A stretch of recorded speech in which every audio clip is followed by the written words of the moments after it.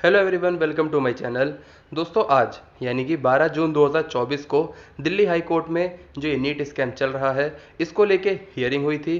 तो उसका रिजल्ट कुछ इस तरह से आया कि जो हाई कोर्ट है उसने भी यही कहा कि जो काउंसलिंग का प्रोसीजर है उस पर स्टे नहीं लगाया जा सकता।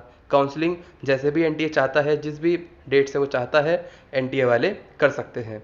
दूसरा रिजल्ट दिल्ली हाई कोर्ट का ये है कि दोस्तों अभी क्या है, जो ये नीट स्कैम को लेके जो ये शिकायतें हैं, ये काफ़ी सारे अलग अलग हाई कोर्ट में हैं और सुप्रीम कोर्ट में हैं। किसी ने मुंबई में, तो किसी ने दिल्ली में, किसी ने चेन्नई में, तो अलग अलग जगह पे ये सारे केसेस हैं।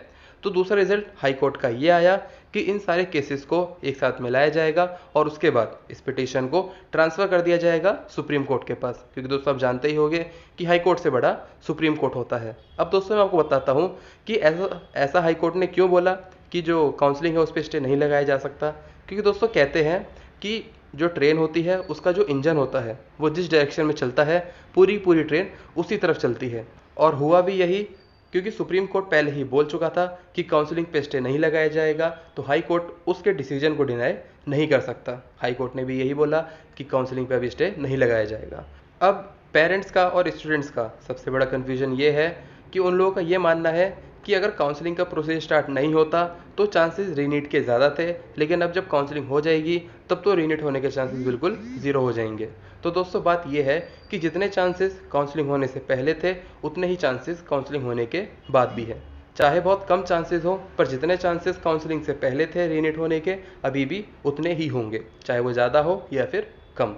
ऐसा दोस्तों इसलिए है कि कोर्ट को इससे फ़र्क नहीं पड़ता कि क्या प्रोसीजर अभी चल रहा है, एनटीए अभी किस प्रोसीजर पे है, बहुत आगे पहुंच चुकी है। उसको तो सिर्फ इससे मतलब है कि क्या वहाँ पे प्रूफ हुआ। अगर वहाँ पे ये प्रूफ हो जाता है कि हाँ अभी स्कैम हुआ है 2024 नीट में, तो दोबारा करवाना होगा, क्योंकि दोस्त सबसे बड़ा सुप्रीम कोर्ट ही होता है।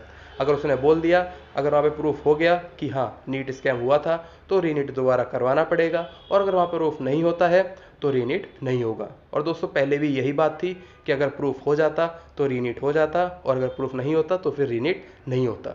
तो इस चीज़ में, इस प्रोसीजर में कुछ भी डिफरेंस नहीं आया है। इसलिए दोस्तों अब आपको करना क्या है, अगर आपके 600 620 से ज़्यादा नंबर है तो आप काउंसलिंग में पार्टिसिपेट करना। अब हम सिर्फ ये काम ना कर सकते हैं कि कोर्ट में ये बात प्रूफ हो जाए कि हाँ नीट 2024 में स्कैम हुआ था और बहुत बड़े लेवल पर हुआ था। दोस्तों ये बात हमको मालूम तो है, भले ही ये बात सुप्रीम कोर्ट के जजेस को भी क्यों ना मालूम हो, पर वहाँ पे सबूत चाहिए होते हैं। ये पेपर की फॉर्म में अगर सबूत मिल जाएंगे तो प्रूफ हो जाएगा।